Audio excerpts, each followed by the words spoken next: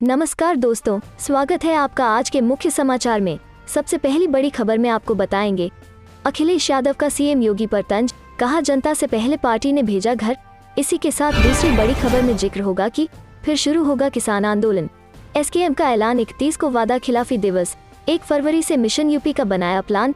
तीसरी बड़ी खबर में आपको बताएंगे कि बेरोजगारी के मुद्दे पर राहुल गांधी ने साधा पीएम मोदी पर निशाना।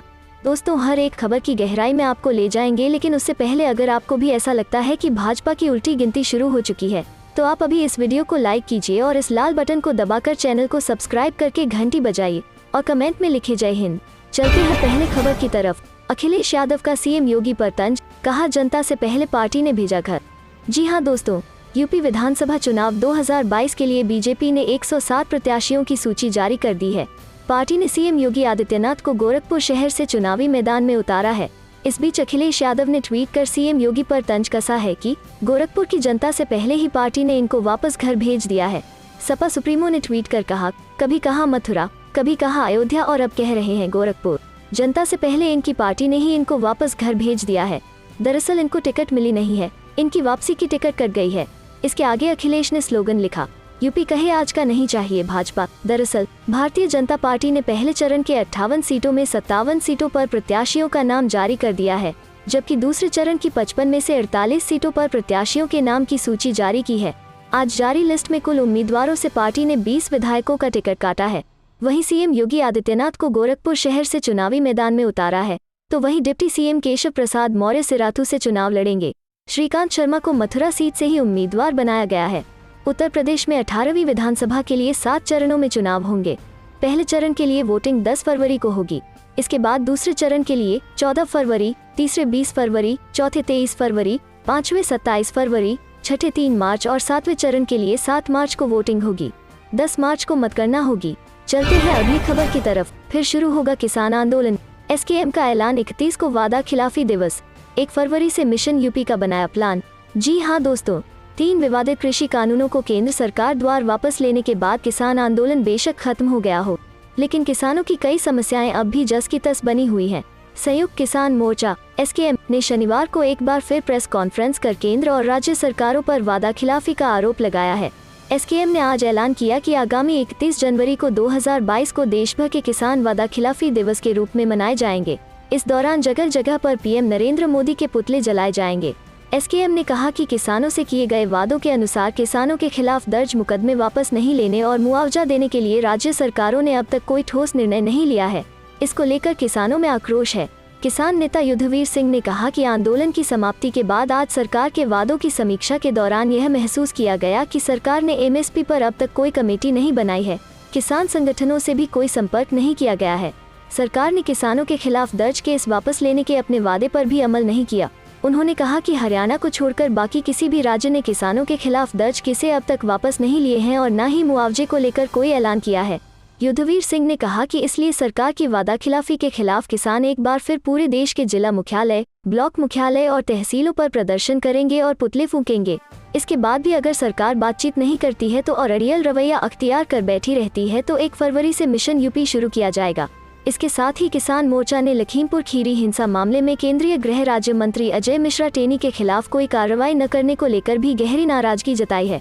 उन्होंने कहा कि किसानों का दूसरा बड़ा मुद्दा लखीमपुर खीरी था, इस पर भी अब तक कुछ नहीं हुआ, जबकि अब तो एसआईटी ने भी इसे साजिश के तहत कृत्य करार दे दिया है। इसके बाद भी सरकार अजय मिश्रा टेनी को बचाने में लगी है।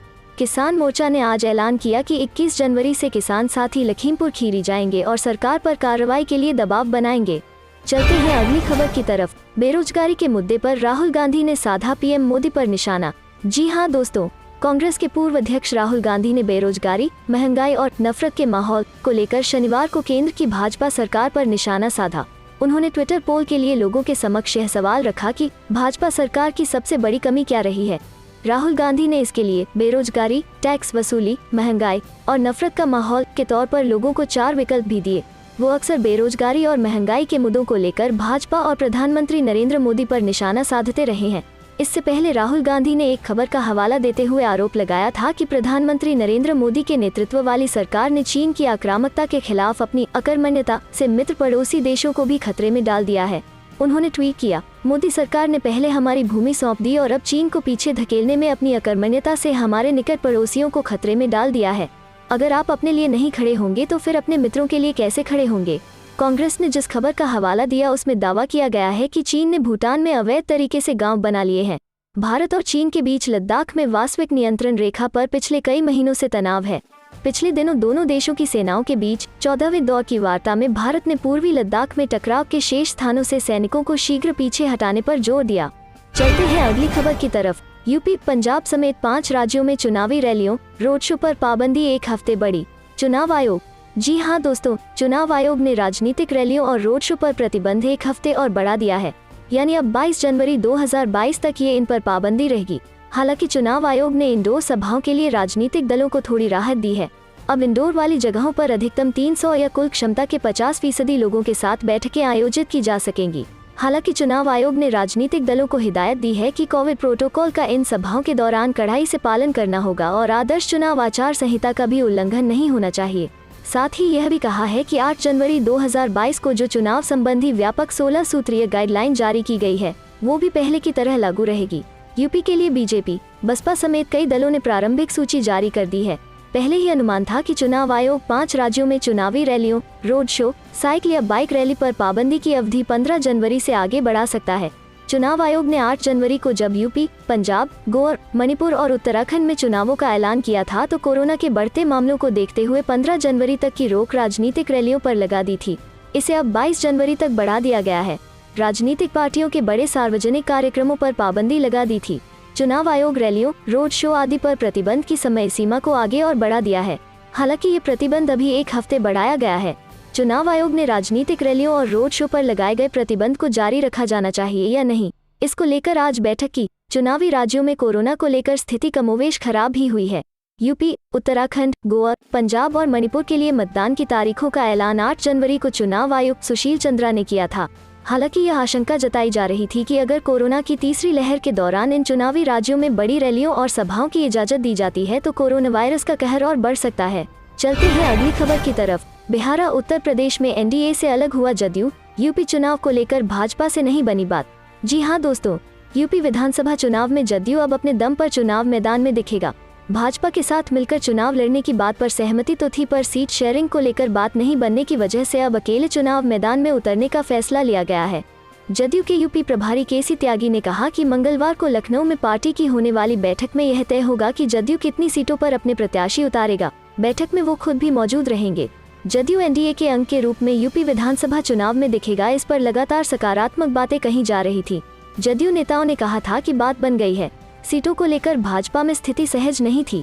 यूपी में एनडीए के घटक के रूप में शामिल कुछ दल उन्हीं सीटों पर लड़ना चाहते थे जिनके लिए जदयू की सक्रियता थी। जदयू ने 3 दर्जन सीटों की सूची भाजपा के शीर्ष नेतृत्व को सौंपी थी।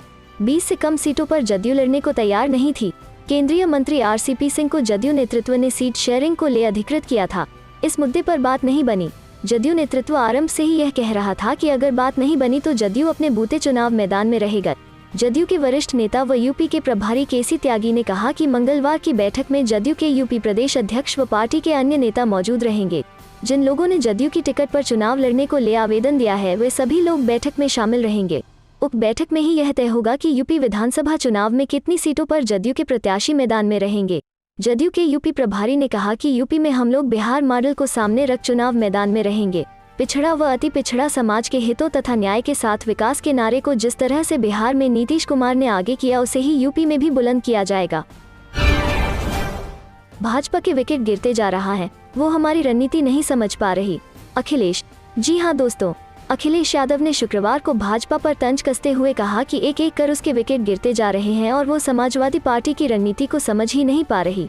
यादव ने भाजपा के 2 मंत्रियों और 6 अन्य विधायकों को समाजवादी पार्टी में शामिल करते हुए यह बात कही, जिन्होंने हाल में भाजपा छोड़ने की घोषणा की थी। भाजपा छोड़ समाजवादी पार्टी में शामिल हुए विधायकों में अधिकतर अन्य पिछड़ा वर्ग से भाजपा के 6 विधायकों के अलावा उसके सहयोगी अपना दल सोनेलाल के एक विधायक ने भी यहां पार्टी कार्यालय परिसर में एक बड़ी जनसभा में कोविड के मानदंडों को धता बताते हुए सपा की सदस्यता ग्रहण की। भाजपा छोड़ समाजवादी पार्टी में शामिल हुए विधायकों में अधिकतर अन्य पिछड़ा वर्ग से हैं। एक अधिकारी ने कहा कि स्थानीय प्रशासन उल्लंघन की जांच कर रहा है। निर्वाचन आयोग ने 15 जनवरी तक चुनावी सभाओं पर रोक लगा रखी है। यादव ने विधायकों के सपा में शामिल होने को लेकर मुख्यमंत्री योगी आदित्यनाथ पर तंज कसते हुए कहा, भारतीय जनता पार्टी के लगातार विकेट गिर रहे हैं। हालांकि हमारे बाबा मुख्यमंत्री क्रिकेट खेलना नहीं जानते, इसलिए उनसे कैच छूट गया।